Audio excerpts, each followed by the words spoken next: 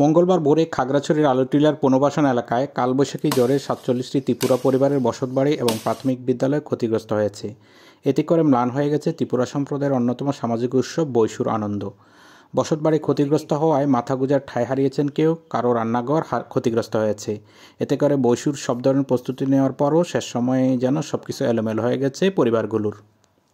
ঘর বাড়ি সব নষ্ট হয়ে গেছে, ঘূর্ণিঝড় এসে এবছরে আমরা বিশু পালন করতে পারতেছি না, এমন অবস্থা হয়ে গেছে। কালবৈশাখীর জোরে বজ্রপাত এবং শিলাবৃষ্টির কারণে খোলা আকাশের নিচে বসবাস সবার।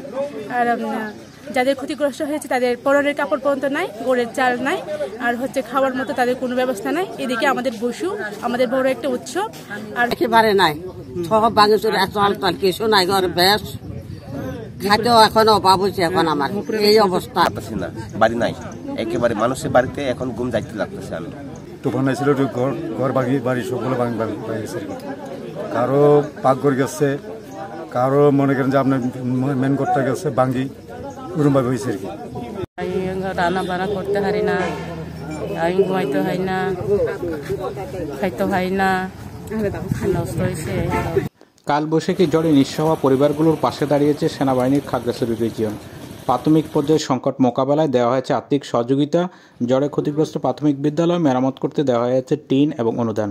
বুধবার সশরীরে ক্ষতিগ্রস্ত এলাকা পরিদর্শন করতে গিয়ে আগামীতে সব ধরনের সহযোগিতা অব্যাহত রাখার আশ্বাস দেন রিজিয়ন কমান্ডার। আপনাদের বিপদের সময় বাংলাদেশ সেনাবাহিনী সবসময় আপনাদের পাশে থাকবে।